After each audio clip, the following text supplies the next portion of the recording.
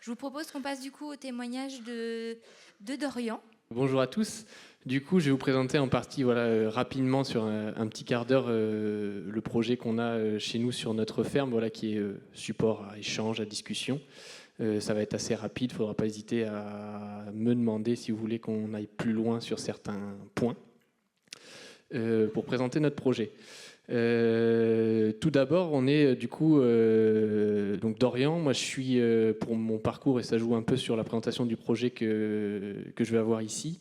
J'ai travaillé une petite dizaine d'années dans le monde de l'environnement, en collectivité locale en tant que technicien animateur, puis en associatif en tant que chargé de mission biodiversité et naturaliste depuis longue date, depuis gamin. Ça joue un peu sur mon parcours. Et ce projet que je vais vous présenter, je ne l'ai pas monté tout seul. Si aujourd'hui on est deux, c'est avec mon collègue du quotidien, la Maxime. On est deux sur ce projet-là. Et lui, son aspiration quand il était gamin, c'était de devenir botaniste. On lui a dit qu'il ne trouverait jamais de boulot dans ce milieu-là. Il est un peu plus âgé que moi, à une époque où les structures embauchaient encore très peu de salariés dans ce monde-là.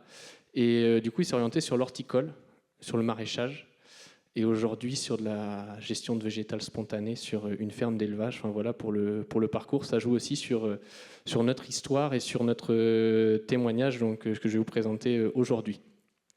On est sur un territoire, donc nous sur les bords de la Loire, entre Nantes et Ancenis, en prise avec la plupart des problématiques locales que Christophe a pu vous présenter. Enfin bref, intensification des pratiques, homogénéisation, apparition de méthanisation, maraîchage industriel nantais, etc.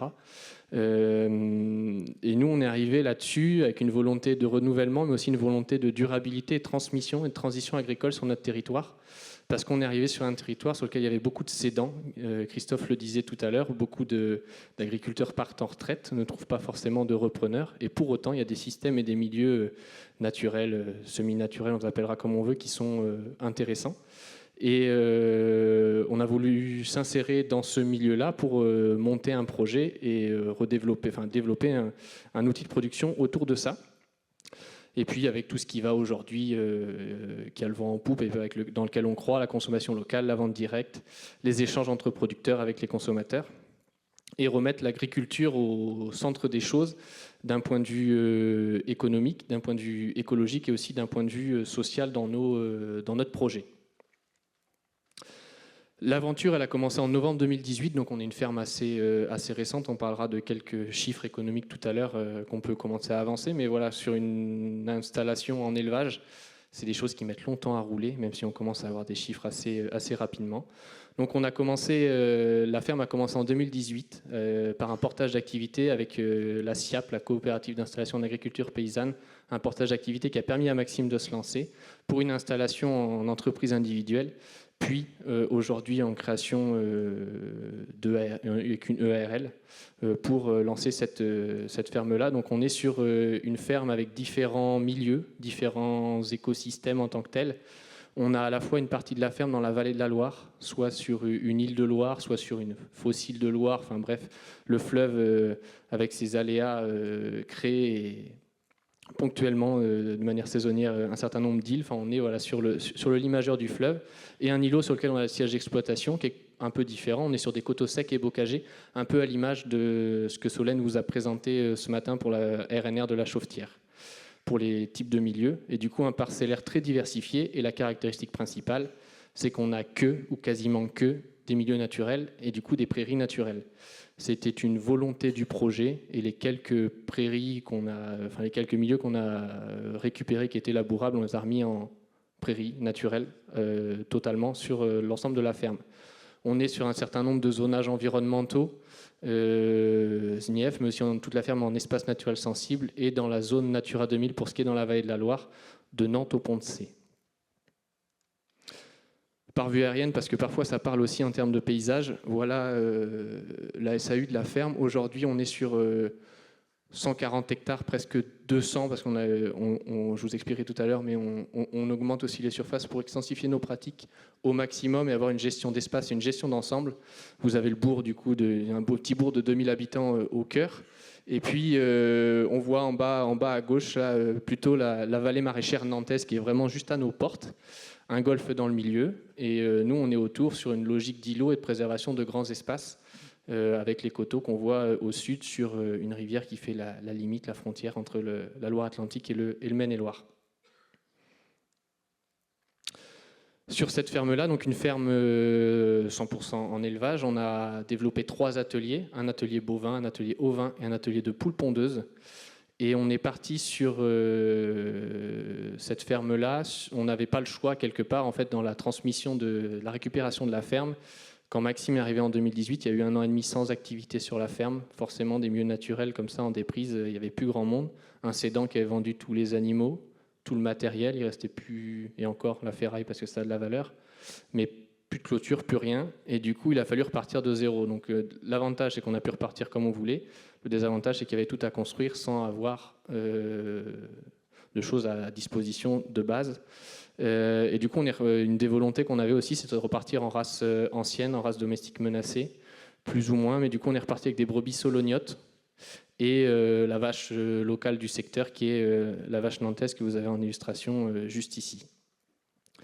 Et ces productions-là, on les a complétées par une complémentarité d'ateliers par rapport au système aussi économique, par rapport à ce qu'on voulait de la vente directe, par un lot de poules pondeuses totalement en vente directe et par une autre race de brebis pour être résilient sur nos débouchés, donc des brebis Suffolk qui sont des brebis assez rustiques quand même, mais sélectionnées en Angleterre, qui sont parmi les premières brebis sélectionnées, qui ne sont pas des usines à viande, mais voilà, qui sont un intermédiaire entre la race rustique pure, entre guillemets, qu'on peut trouver chez la brebis solognote, et des races totalement bouchères, comme on connaît d'autres races en France. Et du coup, avec voilà, 2 objectifs: de produire de la qualité, d'avoir des croissances d'animaux du coup assez lentes, parce que forcément, il faut que ça prenne son temps quand ça grandit à l'herbe, et un peu plus de temps, en tout cas, une rentabilité économique qui se fait un peu plus attendre, mais en tout cas qui faisait vraiment partie d'un choix et d'une volonté du projet. On a de la biodiversité sur la ferme, parce qu'on a des animaux domestiques, mais souvent quand on nous pose la question, voilà, qu'est-ce que vous élevez ou qu'est-ce que vous avez sur la ferme, ça dépend, mais on aime bien aussi parler il y a des vaches, il y a des brebis certes, mais il y a aussi tout le reste, et tout le reste du vivant qui est présent sur la ferme, c'est des choses qui sont essentielles pour nous, qu'on prend plaisir à côtoyer, à observer, à suivre, etc. Soit nous-mêmes, soit avec toutes les structures locales qui puissent exister. On est sur des milieux ordinairement remarquables. Enfin, voilà, on trouve, si on veut chercher des espèces sur des listes rouges, des espèces patrimoniales, etc., on peut en faire la liste. Mais globalement, on est sur des écosystèmes assez standards de ce qu'il y a par chez nous. Et de la biodiversité, voilà, qui commence à apparaître en fait sur les listes rouges locales, plus ou moins selon les exemples qui sont mis là, c'est fait exprès. Mais du coup, voilà, des écosystèmes, en tout cas encore assez, selon nous, résilients, et des grands espaces dans lesquels évoluent ces différents animaux entre milieux prairiaux, milieux boisés, bocagers et aquatiques. Dans tout ça, on a souhaité et on souhaite, et c'est des démarches qui prennent sens et qu'on fait au quotidien quelque part, faire prendre la biodiversité comme partie intégrante de notre système. On a une démarche qui est, même si voilà, on n'est pas en montagne, on est sur des bords de Loire, mais souvent on limite le pastoralisme à la montagne. On a une démarche qui est complètement pastorale et itinérante de nos troupeaux, où ils sont en plein air quasiment, toute l'année pour les bovins. On a des vaches dehors toute l'année. Et pour les ovins qui sont sur l'îlot présent dans les coteaux, ils sont une partie de l'année en bâtiment, mais là c'est plutôt lié à un compromis technico-économique, écologique, dans le sens où nos prairies de coteaux ont besoin d'un repos hivernal si on ne veut pas les saccager d'un point de vue écologique. Et du coup, on a une petite période qui correspond à l'agnelage en bâtiment, mais sinon tous les animaux sont dehors toute l'année, et les vaches, c'est à 100%. On a une réflexion du coup aussi en fonction de ces milieux-là sur la charge, le nombre d'animaux qu'on va mettre dans les prairies, pour adapter la pression, le nombre effectif, l'âge des animaux en fonction aussi de leurs besoins et de la ressource herbagère, et puis de toutes les espèces et de l'approche milieu qu'on va pouvoir avoir pour extensifier au maximum nos pratiques. Et pour ça, de manière à pouvoir vivre décemment, on parlait de revenus agricoles tout à l'heure à 2, de reprendre aussi du foncier quand il n'y a personne pour le gérer, parce que l'avantage de l'élevage, c'est que ça puisse gérer des grands espaces, en extensif en tout cas pour nous, Et à ce titre-là, en fait, pour installer deux UTH de manière pérenne, on a extensifié nos pratiques en reprenant une partie du foncier, mais voilà, pas pour autant en augmentant le nombre d'animaux, mais en ayant plutôt des philosophies de garder toute la descendance le maximum possible, en fait, pour qu'un animal qui parte de la ferme parte pour la boucherie et non pour je ne sais quelle destination inconnue et parfois obscure. On a aussi une volonté dans notre exploitation, mais ça c'est un peu un écœurement du monde associatif, du monde de l'environnement en tant que tel que j'ai pu avoir ou qu'on a pu avoir, de sortir de cette approche taxon, groupe d'espèces, qui est liée à des financements publics, liée à des listes rouges, etc. Et d'avoir une approche milieu qui nous paraît aujourd'hui essentielle, de ne plus voir les choses uniquement par la seule flore présente ou par les seules chauves-souris ou les seuls amphibiens, enfin bref, d'avoir une approche globale, une approche milieu qui soit réfléchie à l'échelle de l'exploitation et de la ferme, de manière à pouvoir favoriser la mosaïque des milieux présents en permanence, de manière à avoir tout un patchwork de milieux en fonction des enjeux, certes, mais de ne pas réfléchir espèce par espèce. Et pour ça, on va réfléchir, selon l'importance, on a des coteaux. On a aussi sur les bords de Loire, souvent, on aime bien parler de l'expression, c'est des dunes de Loire qu'on exploite, c'est des buttes de sable ou de sable et de limon un peu plus argileux que le fleuve a déposé ça et là. Donc c'est pas plat, il y a vraiment une petite topographie marquée, mais du coup qui marque aussi, qui imprègne nos parcelles. Et on réfléchit à la saisonnalité de pâturage en fonction de ça. On va aussi mettre parfois des zones en défend, qu'on ne va pas pâturer toute ou partie de l'année. On va favoriser aussi le report sur pied. Il y a des parcelles qui n'ont pas connu de bêtes jusqu'en décembre et qui là ils sont en train d'être pâturés en ce moment par les bovins sur la ferme, qui sont des parcelles où on pouvait avoir des oiseaux prairies-nicheurs, etc. On va plutôt avoir cette réflexion-là.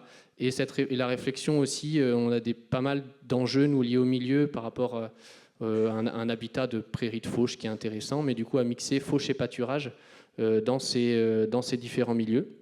Et comme nos animaux sont dehors toute l'année, notamment les bovins, on va aussi avoir une réflexion, parce qu'ils sont dehors toute l'année certes, mais l'herbe ne va pas forcément pousser toute l'année en fonction des aléas, etc. Et il y a des moments où on va arrêter volontairement le pâturage et définir des endroits qu'on va appeler des parcelles parking, à moindre enjeu écologique, sur lesquels on va parfois devoir affourager. Et si on a à le faire, on va réfléchir au positionnement de ces endroits-là en fonction des différents îlots présents. Enfin voilà, c'est des différents milieux présents. Enfin voilà, c'est certaines pistes de réflexion qu'on a.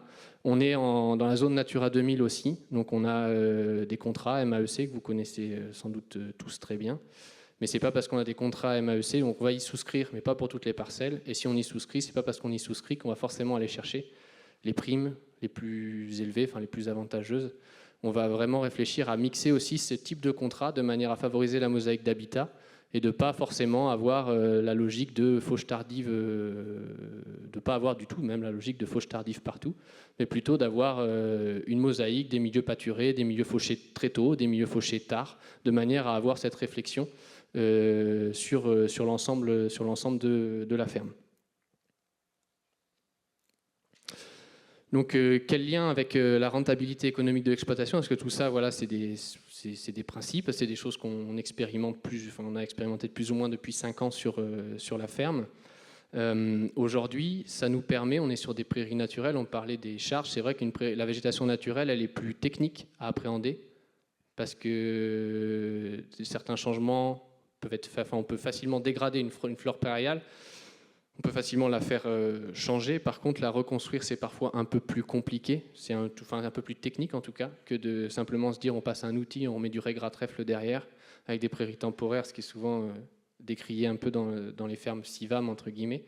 Mais en tout cas, là, on est obligé de faire en sorte d'utiliser et de travailler avec cette végétation spontanée. Et du coup, on est sur cette ressource-là à toujours essayer d'appréhender au mieux les charges de pâturage, et c'est vraiment gérer une ressource comme on gérerait autre chose. Enfin, c'est un capital dans le sens où il peut évoluer assez vite et on essaie d'y apporter une importance importante. Et on a une autonomie fourragère aujourd'hui sur la ferme qui est complète. Entre tout ce qui va être pâturé en saison, pâturé en report sur pied, fauché, puis donné aux animaux, on va avoir une autonomie complète sur la ferme et on va faire quelque chose aussi en lien avec cette mosaïque d'habitat. C'est ce qui va être on va trier nos fourrages parce qu'on va avoir des prairies fauchées très tôt de certains types d'herbes riches en légumineuses, etc., qui vont plutôt aller aux brebis l'hiver, des fibres plus grossières qui vont aller aux vaches ou à tel lot de vaches ou aux génisses, etc. Enfin, du coup, notre récolte, c'est le foin et on va trier nos foins en fonction de ça pour les donner aux animaux au meilleur moment en fonction de leur ration parce que c'est leur aliment de base et voire pour les vaches leur seul aliment. On a aussi fait des choix dans le choix des races anciennes avec une moindre sélection, entre guillemets, un potentiel génétique assez important et des associations aussi ce qui nous paraît important dans le milieu agricole aujourd'hui. Les associations de préservation de races qui sont présentes, fédérées chez nous en Pays de la Loire par un conservatoire régional. Et ça permet aussi de se retrouver entre éleveurs, paysans sur un certain nombre de thématiques, des modèles qui se ressemblent souvent, de progresser, d'échanger et de créer des choses. Les maraîchers vont présenter des choses très chouettes juste après tout à l'heure. Et en tout cas, il y a quelque chose sur ces races anciennes qui est de l'ordre de l'adaptation à ces types de milieux, qui est assez facile, d'éducation et de lien à l'homme qui se fait très bien, et aussi d'éducation alimentaire. C'est des végétations qui peuvent paraître assez dures, et aujourd'hui, nos vaches nantesques, on voit tout ce qu'elles arrivent à manger. On est parfois épaté à les voir dépioter les panicots ou la jussie dans les quelques bois où elle peut arriver. Enfin bref, et c'est quelques exemples. Enfin, il y a vraiment quelque chose autour de l'éducation alimentaire des animaux dans les parcelles qui est lié à l'endroit où elles sont arrivées, et puis à ce qu'on leur permet d'avoir pour s'éduquer. En termes de charge d'alimentation, on est c'est des choses des chiffres qui sont assez faibles. On est à 55 € par UGB pour les bovins, 27 € par brebis et par an. On est sur un chiffre d'affaires, donc on est sur une ferme jeune. Du coup, c'est des choses qui progressent continuellement parce qu'on installe des choses. On a gros de capitalisation par le fait que nos troupeaux sont en constitution. On a un chiffre d'affaires de 69 000 € aujourd'hui, un excédent brut d'exploitation de 52 000. Et on parlait de résultats courants. Aujourd'hui, il est autour de 32 000, mais il est en perpétuelle augmentation chaque année depuis la création de la structure. On a estimé aussi les coûts de mécanisation sur la ferme. On est à 161 € par hectare. 9 000 € de carburant par an. Ça, c'est des choses pareilles qu'on essaie de rationaliser au maximum aujourd'hui dans notre réflexion entre fauche, pâturage uniquement. Au début, quand on récupère des surfaces et qu'on n'a pas assez d'animaux, on est obligé d'en gérer une grande partie aussi par fauche. Aujourd'hui, nous, on est plutôt à réfléchir à diminuer cette pression, ce temps de fauche et cette surface fauchée, de manière à faire pâturer au maximum les animaux avec des techniques de report sur pied ou autres, même si on n'enlèvera pas complètement le foin, parce qu'il y a certains fourrages qui sont intéressants, certains milieux aussi qui sont intéressants à faucher plus qu'à pâturer, mais en tout cas, il y a une réflexion autour de ça. Et en tout cas, et dans nos systèmes, voilà un pilotage en tout cas de l'exploitation où on regarde continuellement chaque année au bilan comptable et dans le pilotage de la trésorerie les charges qu'on met sur nos différents ateliers. Parce que voilà, on n'est pas sur de l'augmentation de la production en tant que telle, mais c'est plutôt la réduction de charges qui est une clé pour nous en tout cas, pour augmenter le revenu. Bien qu'on ait aujourd'hui des recours, des primes PAC comme toutes les fermes entre guillemets, et qu'elles sont non négligeables pour nous.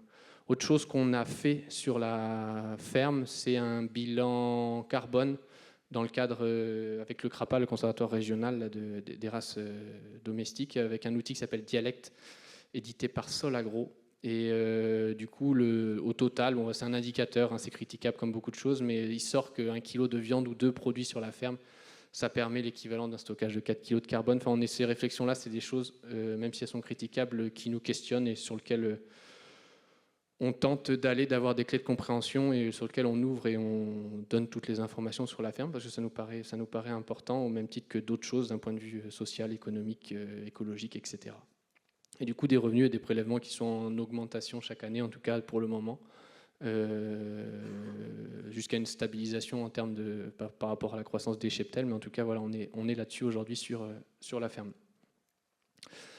Il y a aussi des choses qui sont importantes liées à l'organisation du travail et à l'aspect social. L'éducation des animaux, comme on est en démarche pastorale, la présence de l'humain auprès des animaux, le travail avec eux dans les parcelles est essentiel pour avoir une facilité aussi de conduite, pour pouvoir facilement les mener sur des chemins, sur des routes, pouvoir les conduire dans différents types de milieux parce qu'ils sont habitués à être bougés, manipulés, itinérants. Les brebis avec l'aide de chiens de troupeau et les vaches uniquement par l'humain.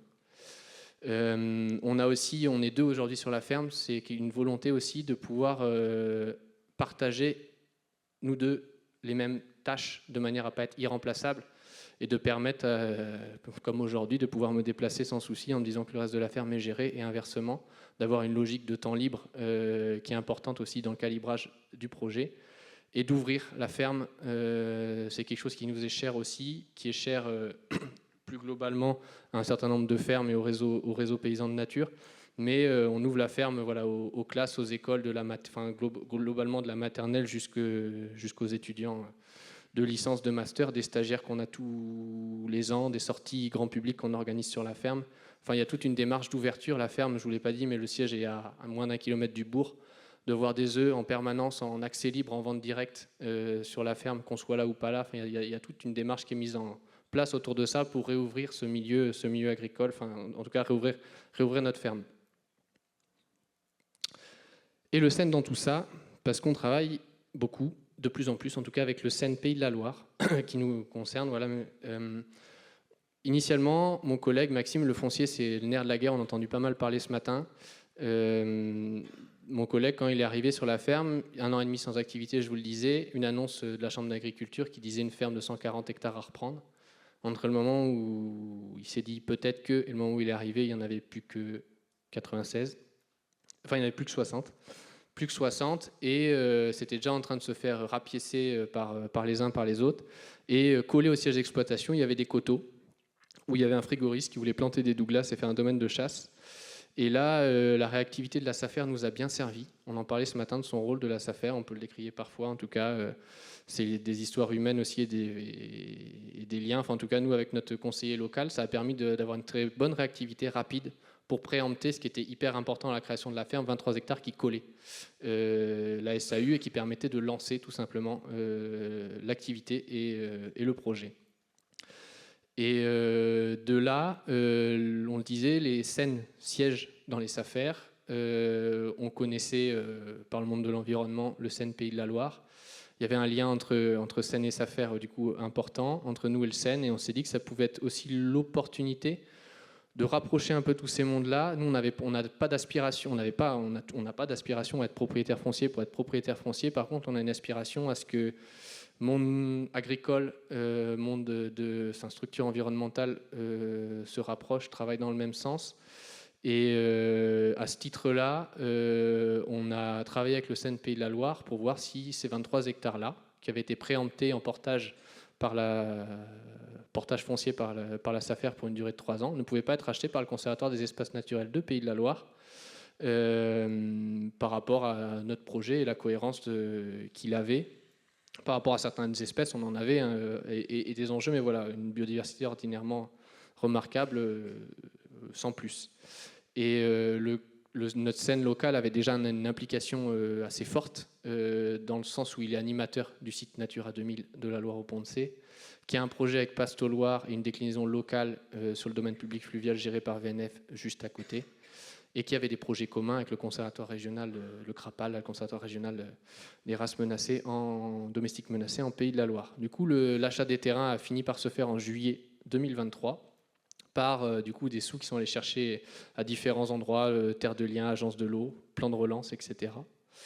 Et ça va aboutir là à l'automne sur la signature d'un bail rural à clause environnementale avec eux sur ces différentes surfaces. Et demain, on va essayer de continuer de tisser ce lien entre paysans et paysans et SEN. Le SEN, du coup, a mis en place un périmètre d'action, enfin de veille foncière sur une certaine surface qui comprend la ferme. Et ça pourra passer du coup par de la veille, par potentiellement de l'achat de terrain. Et il y a une vraie complémentarité entre nous et eux. Souvent, c'est une structure qui n'est pas connue localement. Nous, on est connus de tous les propriétaires et exploitants locaux. On connaît tout ce qui se passe. Le Seine a des moyens ou un moyen d'aller en chercher.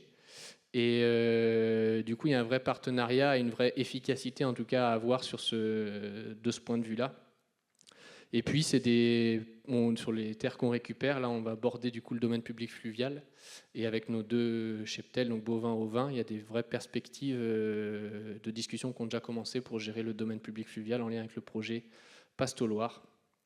Et puis d'autres démarches auxquelles le Seine Pays de la Loire se forme, comme la démarche pâturage juste, des plans de gestion des haies prenant en compte la biodiversité, souvent négligée, et voire même demain, en fait, c'est un peu ce qu'on s'était dit avec les collègues du Seine, d'avoir un plan de gestion global, en fait, même de l'exploitation. Aujourd'hui, le Seine a acheté 23 hectares de la ferme, qui en fait une SAU d'un peu plus de 200 aujourd'hui, et d'avoir une gestion globale et intégrée prenant en compte la biodiversité, le vivant, y compris les paysans qui en font partie, ça nous paraît une démarche intéressante et essentielle pour la suite.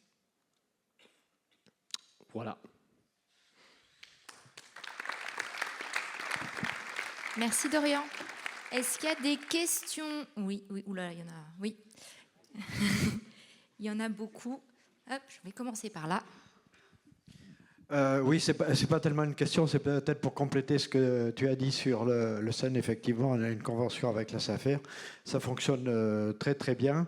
Et effectivement, il y a une veille qui permet justement d'être attentif sur ces terrains, qui sont parfois en déprise et qui n'intéressent pas tout le monde. Mais la difficulté qu'on a, que j'ai quand je siège au CA SAFER souvent, effectivement, c'est les questions sur ces sujets-là, mais pas que sur la vallée de la Loire, aussi en Vendée, sur la question de la viabilité économique des exploitations et des jeunes agriculteurs en installation, où c'est parfois très compliqué, où on voit tout le poids des structures anciennes un petit peu. Et puis, tu n'as pas parlé aussi de la gestion, mais tu n'as peut-être pas eu trop à le gérer encore, de l'inondabilité sur certaines parcelles. Je peux compléter rapidement. Ouais, en fait, on est sur des îles ou des fausses îles de Loire. C'est très bien l'été, quoique parfois c'est séchant rapidement. En tout cas, qualitativement, c'est des super milieux à gérer. Par contre, oui, le fleuve, voilà, et ses aléas, ça monte et ça descend. Parfois, on va voir les vaches en voiture. Parfois, on y va à pied. Parfois, on y va en botte, en waders, en tracteur ou en bateau. Et du coup, il y a ce facteur-là d'inondabilité des terrains qui fait partie, et on le sait, du système d'exploitation. Mais voilà, c'est le jeu, ça fait partie du système. Et en ce moment, là, le matin, le premier truc qu'on regarde, c'est les horaires de marée, parce que marée haute et marée descendante, il y a des moments où on n'accède pas aux îles.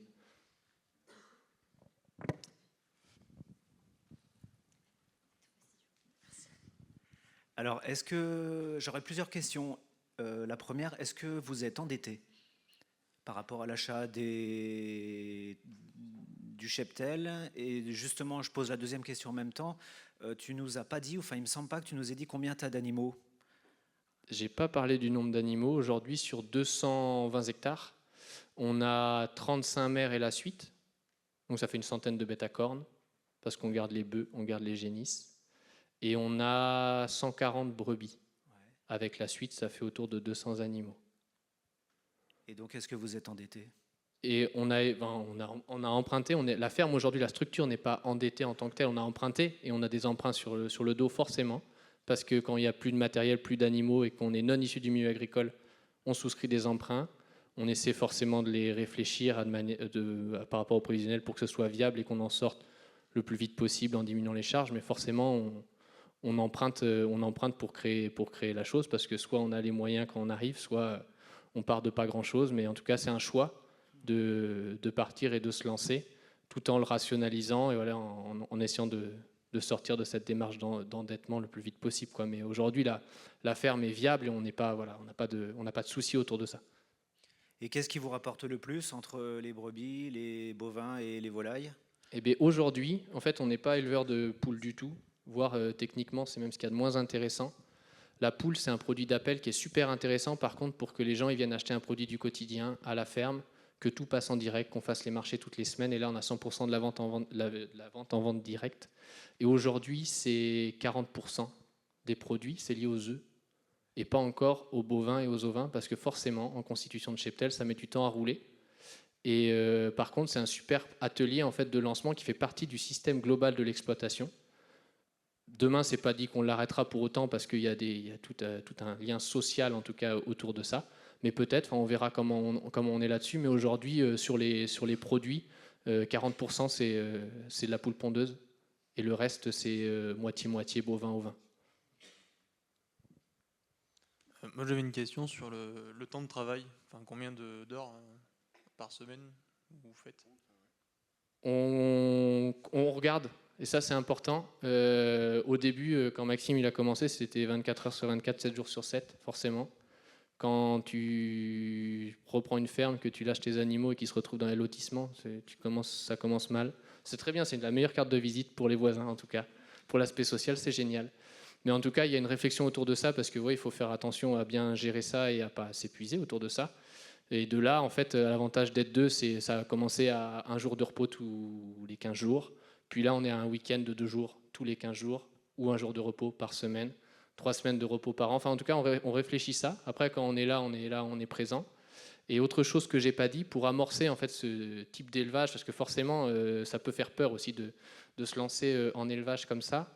Mon collègue, là, Maxime, il a eu l'intelligence, juste avant de lancer la ferme en tant que telle, de lancer une société d'éco-pâturage. Et ça, c'était très bien pour avoir du revenu rapidement. Aujourd'hui, produire de l'alimentation pour produire pour de l'alimentation humaine, ça rapporte peu. Mettre des petits moutons sur les sièges des entreprises, c'est très très lucratif.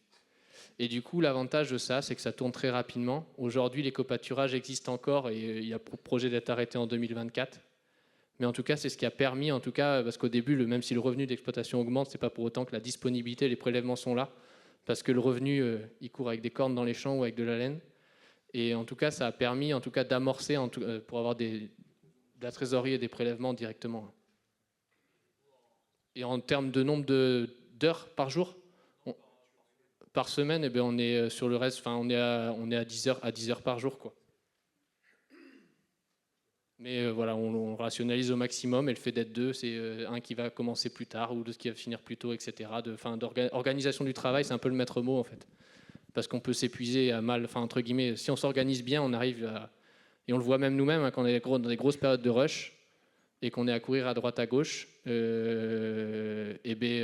est beaucoup moins efficace en termes de travail que quand on a vraiment le temps de s'organiser sur comment on fait les choses, sachant qu'il y a toujours des aléas.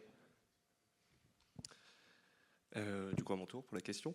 Tout d'abord, merci pour la présentation. C'était très intéressant, et puis je trouve que c'est un super projet, franchement, que vous montez. J'avais juste une petite question au niveau coût. Combien ça vous a coûté à la base pour démarrer l'exploitation, enfin si c'est pas un sujet tabou, parce que voilà, je me pose vraiment question à savoir combien ça représente en termes d'apport financier à la base. J'ai une autre question aussi, sur les revenus de 32 000 euros, c'est pour les deux, enfin c'est le résultat net, si j'ai bien compris, et je voulais savoir si c'était pour les deux, donc partagé, donc moitié-moitié, et si ça prenait en compte les subventions, donc les MAEC, les subventions de la PAC, etc., et si c'était avec les prêts déduits, quoi. Enfin les mensualités de prêts déduits. Donc tout est c'est le résultat courant, 32 000, c'est 32 000 à 2, c'est pour ça qu'il y a encore l'éco-pâturage qui assure une partie du revenu. Normalement, 2024, on arrive à s'en passer, avec l'évolution du schéma de troupeau et entre guillemets, du cheptel, ça va évoluer autour de ça. Les investissements initiaux, ils étaient les prêts souscrits, ils étaient autour de 200 000, sachant qu'on n'avait plus rien. En tout cas, avec la perspective, c'est pas si énorme. Ça aurait été très cher en fait si on reprenait la ferme. On aurait eu bâtiments, animaux, matériel, tout à acheter. Là, par contre, ça aurait été inabordable pour nous sur des non issus du milieu agricole avec une petite dotation jeune agriculteur. Là, on oubliait ou presque le projet. On a galéré. Maxime avant moi je l'ai rejoint un peu dans la galère, mais pour remonter quelque chose de quasiment zéro. Mais faut faire un compromis entre j'attends et je me débrouille seul et je galère pendant longtemps, ou un peu d'investissement supplémentaire. Il y a une balance à trouver autour de ça. Et il ne faut pas avoir peur, en tout cas pour les subventions, là-dessus aujourd'hui, sur les produits d'exploitation, on doit être sur 80 000 euros de produits liés à la vente ou au stockage de produits d'exploitation. On doit être à 68 000 de subventions PAC, tout compris, dans les produits exploitants, les produits en termes de subventions. Donc c'est quelque chose qui n'est pas neutre, c'est aujourd'hui quelque chose qui nous fait notre rémunération quelque part, mais c'est des subventions qui existent, qui font partie du système et dans lequel, entre guillemets, on ne rougit pas, on fonctionne avec, il n'y a vraiment aucun problème avec ça, en tout cas pour nous. Et on se dit même, tu vois, moi j'ai passé mes métiers précédents à justifier de mon poste ou à aller chercher des justifications, des subventions à droite, à gauche, à plein de guichets. Aujourd'hui, continuer à le faire et de manière plus simple et pour quelque chose en tout cas qui a plus de valeur, en tout cas à mes yeux, d'un point de vue agricole, je n'ai aucun problème, bien au contraire. Ok, merci. On va prendre une dernière question avant de passer à la dernière intervention.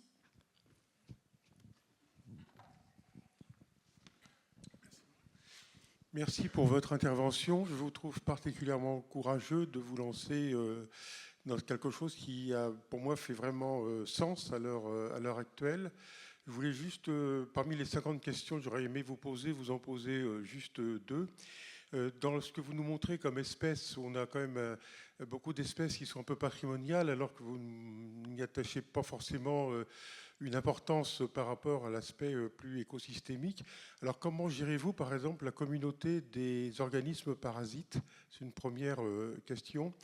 La deuxième question, nous, écologues, on sait que dans du bois mort, on va avoir des communautés saproxyliques qui se développent, mais dans un animal mort, on a aussi des communautés nécrophiles et nécrophages qui se développent. Alors, est-ce que vous seriez prêt, si les autorisations vous étaient données, si par malheur vous avez un animal qui meurt, de le laisser sur place au bénéfice donc de la biodiversité? Puis une toute petite troisième question aussi, dans les marais de l'Ouest, traditionnellement, on mettait quelques chevaux parce qu'on savait que ces chevaux en fait consommaient les refus des bovins. En fait, ça faisait un petit plus sans prendre, je dirais, aux bovins.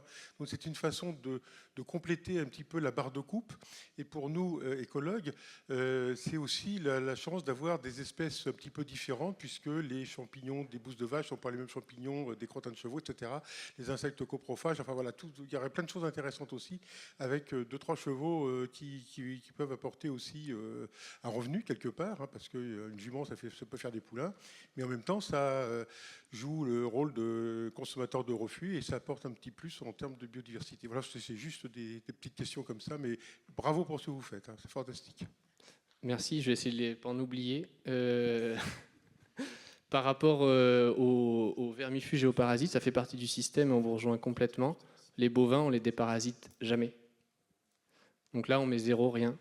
Les ovins, aujourd'hui, ne pas déparasiter du tout, c'est techniquement très très compliqué. Du coup, forcément, on en utilise à regret quelque part. Enfin, c'est un compromis par rapport à l'exploitation. Par contre, on va réfléchir sur où on le fait, le temps où on les laisse et dans quel milieu on va les mettre derrière, de manière à qu'ils interviennent dans des milieux sensibles, sans véhiculer, enfin, avec les délais d'attente, etc. On va plutôt avoir cette réflexion-là, mais on n'est pas à 0 vermifuge sur les ovins. Aujourd'hui, c'est quasi impossible. Même si on a toutes ces réflexions-là et on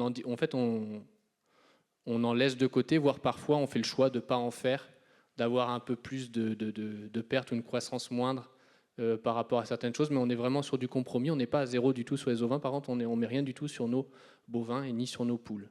Ça, c'est un premier point. Pour ce qui est des animaux morts, sur les bovins, on n'a pas trop le choix. Si le bovin il est mort et qu'il ne part pas, c'est un peu difficile. On n'en a jamais laissé mort au champ. Par contre, sur une île de Loire, inatteignable, inaccessible, non même, on les a enlevés. Par contre, sur les ovins, ça nous arrive de les laisser, parce que c'est beaucoup moins surveillé. Et des morts au champ pour X ou Y raison, on les laisse, en fait, on les remonte pas tous, et on les déclare morts au champ. Et là-dessus, on est beaucoup moins embêté, parce que c'est vrai qu'il y a toute une communauté d'insectes et d'animaux qui passent dessus, hein, que ce soit une bête morte de parasites, parce que oui, pas potentiellement en traité, mais du coup moins résistante, etc. Et c'est des pertes qu'il faut qu'on accepte. Ou de la prédation. On a de le sanglier là, qui nous mange les agneaux. Un agneau prédaté mangé par un sanglier, mangé ou tué par un sanglier, on va laisser les choses se faire. Enfin, voilà, c'est une histoire d'équilibre. Après, parfois, oui, on a eu à remonter des coteaux qui sont partis à l'équarrissage. Mais en tout cas, chaque année, il y en a plusieurs qui sont laissés. Enfin, je suis d'accord, il y a toute une communauté d'espèces autour de ça. Et j'ai oublié les autres questions. Et le cheval, moi, je suis plus bête à cornes et bête à laine que bête à, à sabots avec des grandes oreilles. Pour l'instant, non. On est plutôt à gérer la vache en complémentarité du mouton. Mais pas, en fait, nos Nantaises, elles nous laissent quasiment... Enfin, si on les laisse, il n'y a pas de refus, en fait. Il n'y a pas de refus. Si je vous dis, elles sont même rendues à manger les panicots. Là, elles sont en train de se gaver de vitamine C en ce moment dans des prairies sur report avec des églantiers et des cynorhodons dans lesquels la pigrièche écorcheur a niché avant. Et en fait, les parcelles, elles sont étonnamment... c'est nous qui allons faire, si on garde mettre le curseur, si on garde une hétérogénéité ou pas du milieu en fonction de quand on les sort, plutôt que le besoin en fait d'avoir des chevaux. Après, c'est pas dit qu'on en ait jamais, mais en tout cas pour l'instant le projet il est pas là. On a plutôt ovin bovin. Et c'est bon. Merci Dorian. Je voulais juste, avant, te remercier 1000 fois d'être intervenu, parce qu'effectivement, tu as mis beaucoup de choses sur ton PowerPoint, et c'est vrai que la transparence des données économiques, tout le monde ne le fait pas, et ça nous aide beaucoup pour montrer la viabilité, ce qu'il y a à tes attentes, et puis les gaps que tu veux encore atteindre pour augmenter. Et donc, voilà, merci beaucoup pour tout ça. Et puis, voilà, exploitation peut-être jeune dans sa création, mais avec une réflexion très très mûre, en tout cas. Donc ça, c'est super.